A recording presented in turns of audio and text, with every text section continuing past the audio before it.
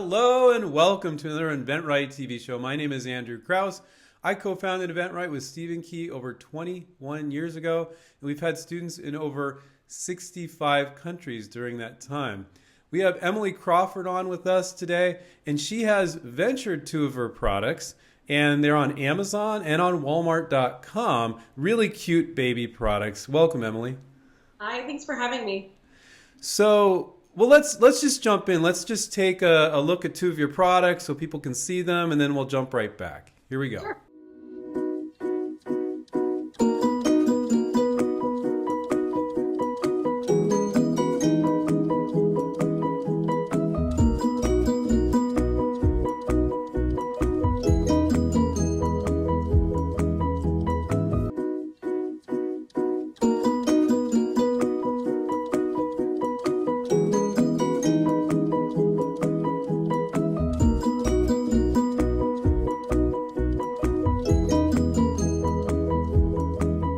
Welcome back. Emily, those are really cute products, and the babies are even cuter.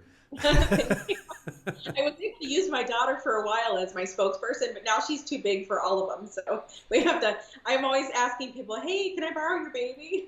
Yeah, but you got to pay her, and then you put that money into her college fund, you know? You got to pay those child actors. You get in trouble for that.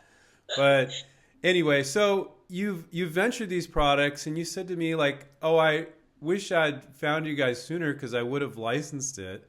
Now, why is that? And we want to know your story of what you've done, because you've done pretty well, actually, but you still want a license. So if we could tell your story about each of the products, and you got a fun prototype story too, or mold making story, so we can do that as well. So tell us about the products.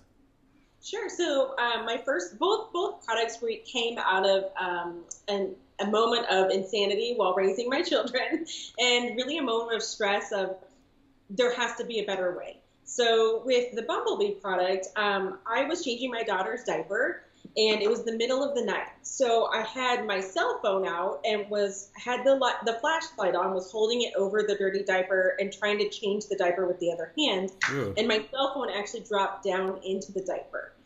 And I got so frustrated, and I said, oh my gosh, there just has to be a better way. I need a light that's a soft glow that is not going to wake her up totally, because she was a newborn at the time, but allows me to see what I'm doing while I'm changing the diaper.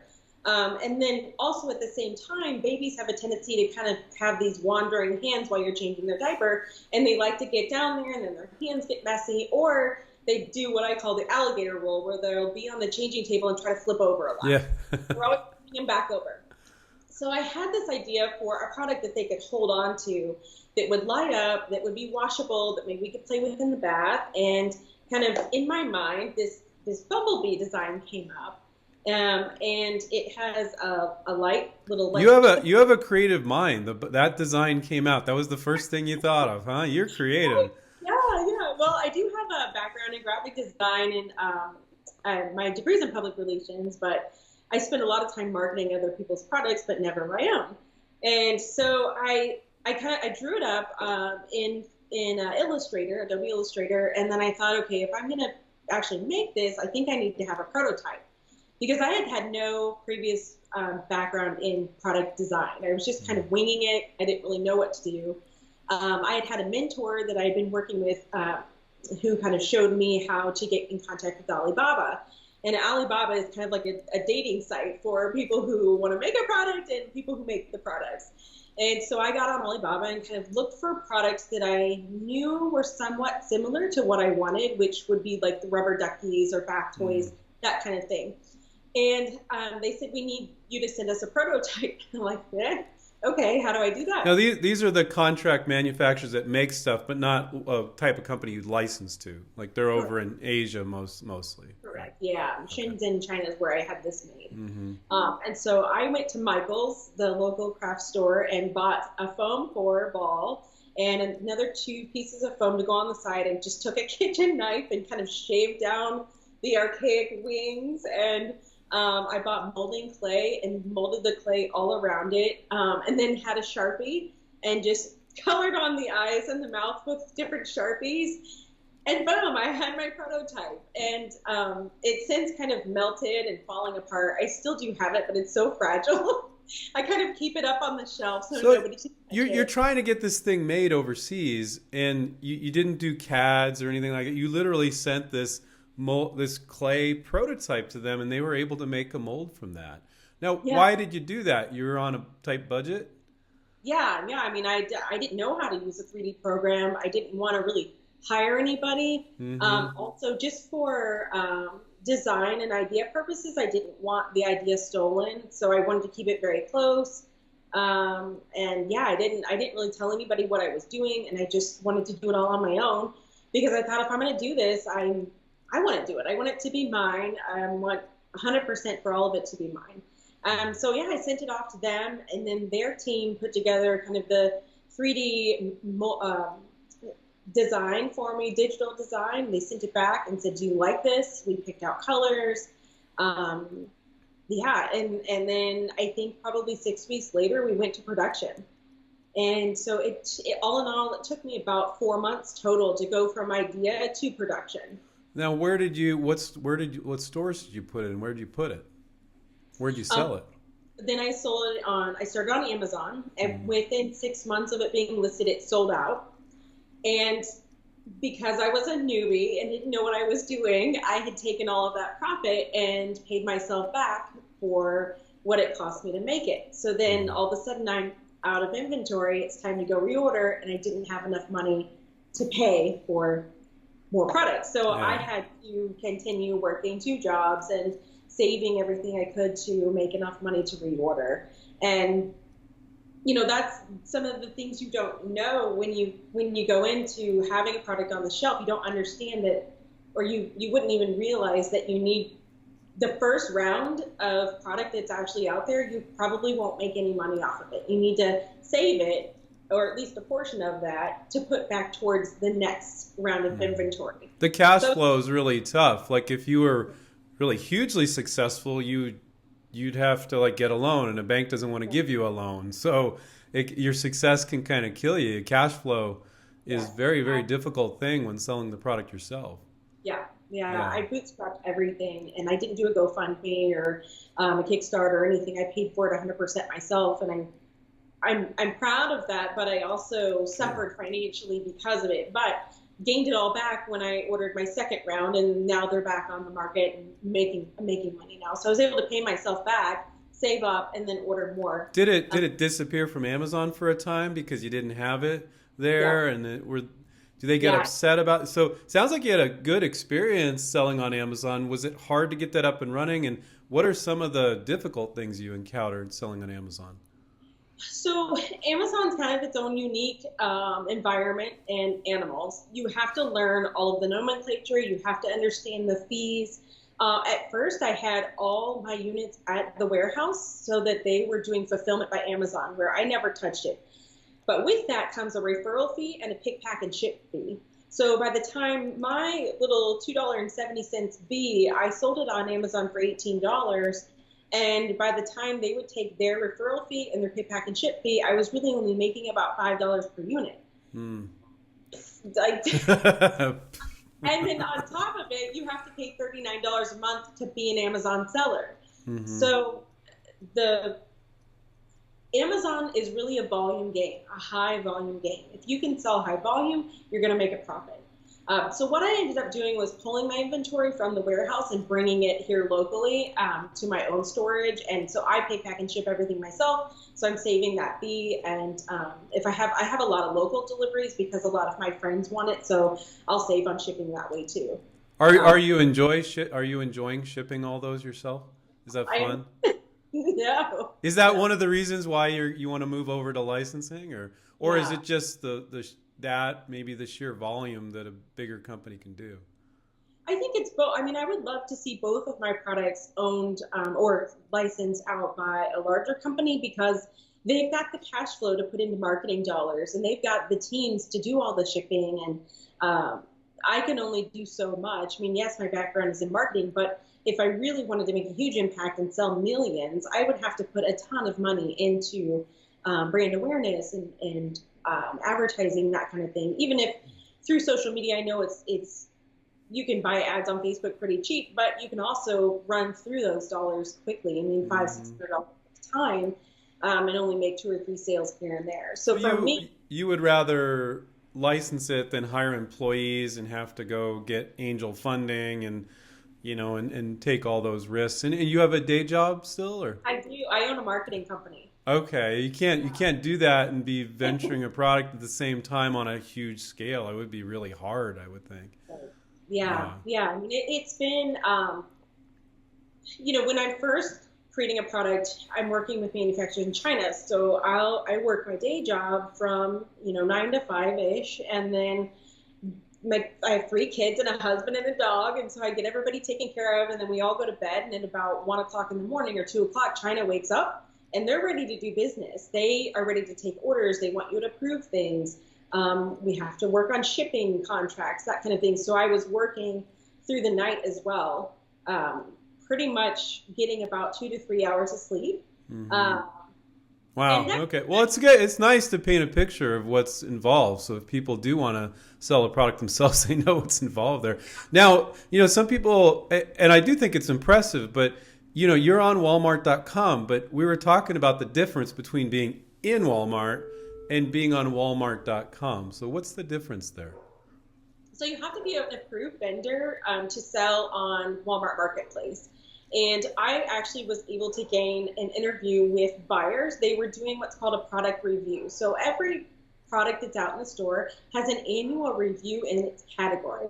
So the baby category annually renews every July. So they go through their, most stores in the United States have their baby products review in July. And so Walmart had reached out to me. I was a member of a site called Range Me. And they saw my profile. I had all of my specs and everything up on that site. They invited me for a meeting, and it was actually just after COVID had hit, so I didn't go down to Bentonville. I actually met with them over Zoom. And there were 4 or 5 people on the call, and I pitched my products and pitched why they would be good in stores and what their value is. And what they loved was that the Lounger especially is a direct competitor to one of the items they have on the shelf right now. And Walmart really loves competition and giving people choices. And so they actually really loved my bath product to be an indirect competition with the one product they have on the shelves. So what they did was that they granted me rights to sell on Walmart Marketplace, and then after six or 7 months, we're going to do a review and see how well my sales were. And if my sales are really good or what they felt was good enough, we were going to go into negotiations for doing an owned product, which means they would have an agreement to sell the products in the actual store on the shelves. Mm-hmm.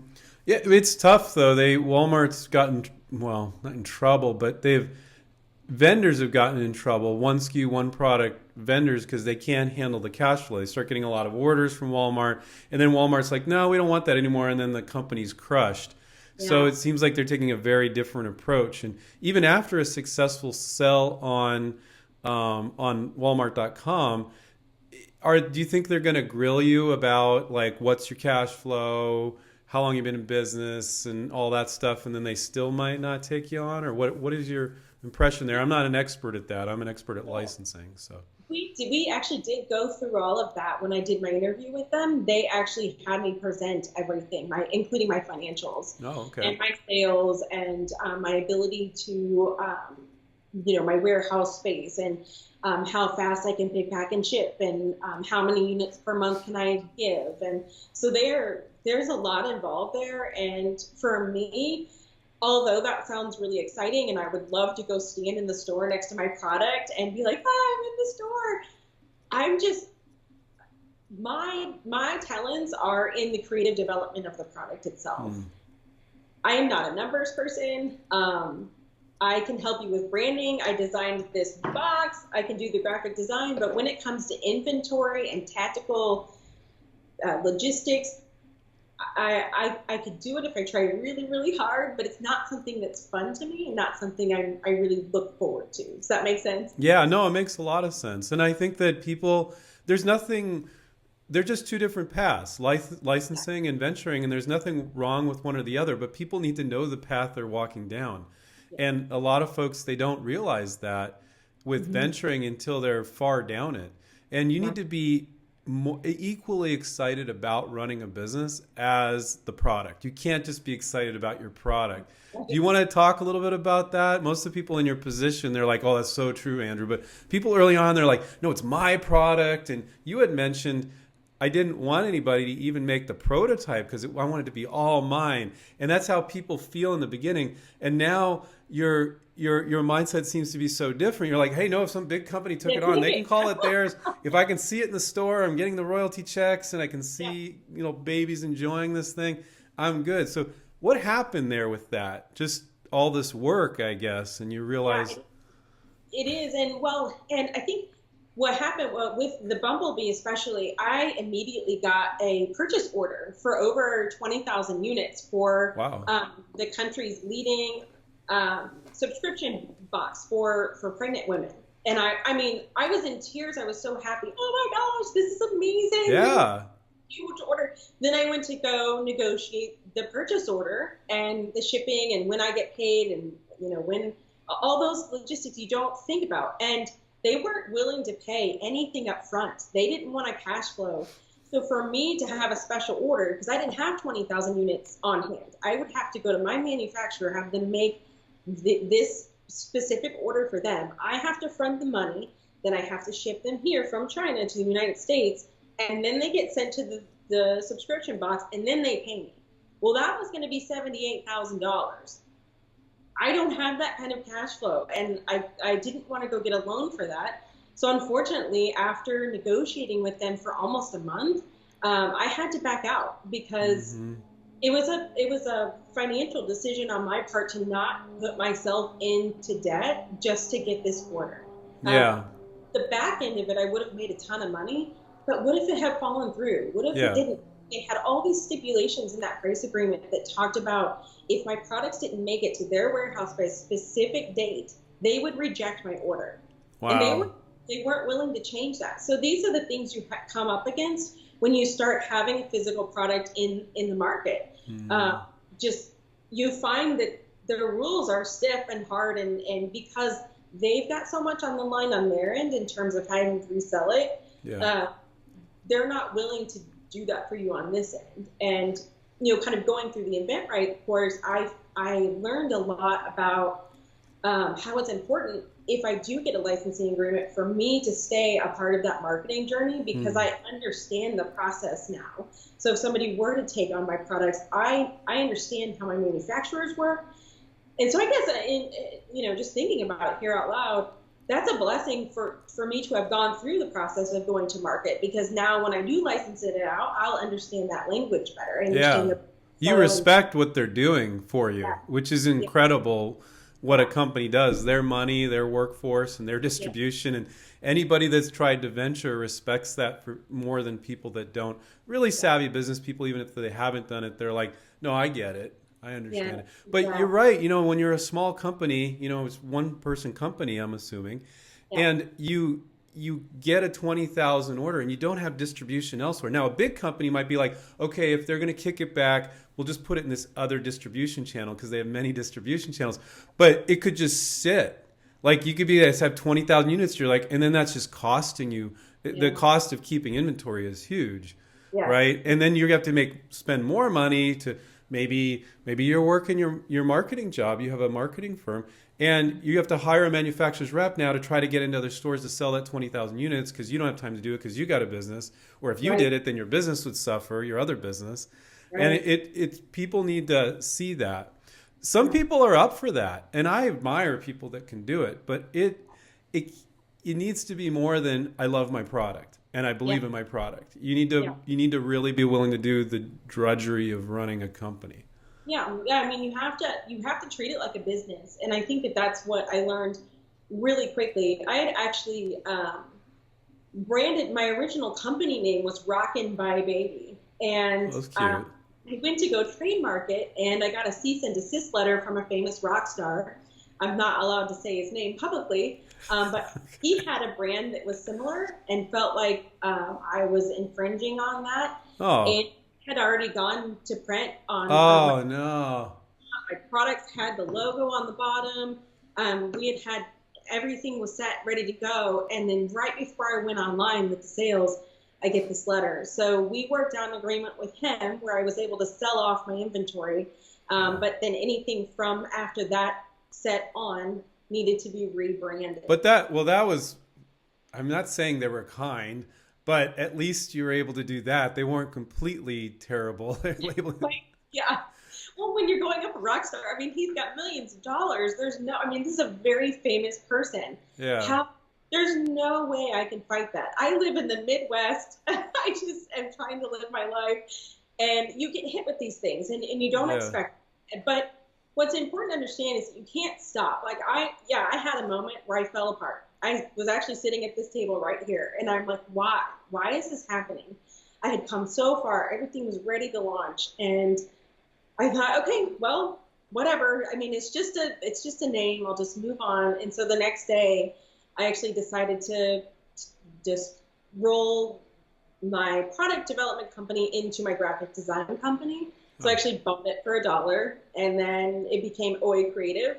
And then I split off and rebranded my marketing company to what I have now with my 3 partners. So it worked out because I already had a business kind of set up, but it's still the process that you have to go through. I mean, you never know what's going to hit you. You can get hit a lawsuit, so it's important to have liability insurance. And as you all talk about, if you're going to try to go get a license, you need to have an actual business set up and a When you do a licensing deal, you want another LLC. So we've never had it happen where an inventor, like a consumer, sued a company or the inventor because they don't even know you exist. So, but if they do find you, they're like, okay, they don't have deep pockets, they probably won't sue you. But in case they did, you want to do the licensing agreement under the LLC. But if they're going to sue somebody, they're going to sue the company. But then, you've got also, you need to insist that the company, when you're licensing, puts you under their product liability insurance, usually $1 million or $2 million at least. And it doesn't cost them anything more to do that. So you're protected like every which way till Tuesday with licensing. But when you're venturing, you're on your own, you're exposed. You're out there. You really are. Well, especially with baby products, baby bath products. Oh yeah, they're crazy about like my liability insurance is $500 a month and I have to have it to sell on Walmart. I'm surprised it's that cheap. That's crazy. I mean, if it's like, I had somebody try to work on a bedding product and the manufacturers, the baby bedding, like there was some lawsuits there and they were like, we don't even do baby bedding anymore because of the lawsuits. That's crazy. Yeah. But so your goal is to license these things. And you've done a great job with venturing, but you've explained to people what kind of work it is. Is that your goal? What's your goal right now, to license these 2, or you're so good at doing baby stuff? Are you going to do more baby stuff, or? I would love to license both of them, but then I also am just a never-ending wealth of ideas. So I've got a notebook, and my phone is full of ideas, and I've got probably 20 to 30 more ideas. And I never knew what to do with them until I met you all, because I'm like, oh, okay, do I have to turn all of these into a product? That seems so stressful and overwhelming. But what I've learned is that I can take those ideas and just present them on a sell sheet, or I could just put it together and pitch it that way. I don't necessarily have to bring all of them to fruition. It's just an idea because I've had experience with babies, and I see these pain points that happen and come up with ideas to make people's lives easier while trying to raise their kids. So I think, that's what first move is to get these 2 licensed. And I did file a patent on the Lounger 3 years ago, and I found out on April 20th that it finally went through. So this is officially patented, and but it's 3 years. It takes forever for a patent issue, right? So yeah. We went back and forth several times, but now I have the patent on that, and so cool. That's really, really exciting. Well, and of course, I'm impressed. That I would want to license these 2, but I've also learned that maybe the people I would least expect might actually go after it. So we'll see. I can't get my mindset on somebody specific because there may be somebody out there I don't even know about. Well, I mean, it's kind of a trip because when you're venturing, like these companies that you're going to license to, they're your competitors. But Right? now they're your licensees, right? So it's probably kind of a interesting feeling. Yeah. Yeah. All right. Well, thank you so much for sharing your story. It's been great. I think that, I always say it's one thing for Stephen or myself to share this stuff. For somebody to come on and talk about their own personal experience with whatever they did, it really sinks in with our viewers. It really kind of sinks in. And I think if somebody's trying to figure out to license or venture, all the stuff you shared is very helpful. It's nothing wrong with venturing. It has its upsides too. Licensing definitely has its upsides that you talked about. That's the direction that you're going. Yeah. And if you have a lot of ideas, licensing can be a great way to go. Like your next product could be a kitchen gadget. Right. But you can't start a baby company doing not a baby company, but you're not making babies, but baby product company, and then do kitchen gadgets, different distribution channel. It doesn't work like that. But with licensing, you can jump around, and you got like tons of ideas. So, yeah. Well, and that's the thing about selling on Amazon is that you have to register in a category, and then you can have products underneath that category. So for me, starting with one baby product, I decided to create the second baby product so they can be listed underneath that same brand. And I did a brand registry where I'm certified through Amazon, and I get my own brand page with my multiple products on one page. But you're right, it would look strange if I have these two baby products and then I've got like knives or something. It just doesn't flow well. Well, especially when you're going brick and mortar, because the same stores might not sell the same stuff. And then you have to create all those relationships with those other brick and mortar retailers where when you license it, you can license over here for baby products to one company, over here for kitchen. So these are things that these points just really get driven home when somebody like yourself is so gracious and comes on, takes your time to share with our audience. So thank you. No, thanks for having me. It's always fun sharing my story. Okay. I always tell everybody it's never too late to be exactly who you want to be. So if you have an idea or something, just go after it. Don't let anything stop you. I love that. If you want to sell in stores, then so be it. You'll find a way, and then you'll learn and have your own path, make your own path for yourself. So. That's really like I'm getting teary-eyed there. I mean, because inventors, it's part of who they are. They just started coming up with ideas one day, and it became part of who they are. So what did you say? You said it's never too late to become exactly who you want to be. Exactly who you want to be, and I think that's our audience feels that way. So I think they'll be inspired by your story. So thank you, Emily. All right, for having me. All right, take care. Keep inventing, everybody. We'll catch up with you next time. Bye.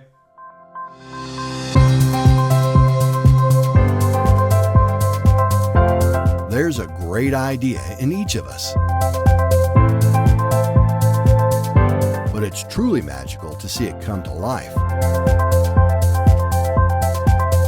Sharing your creativity with the world has never been easier.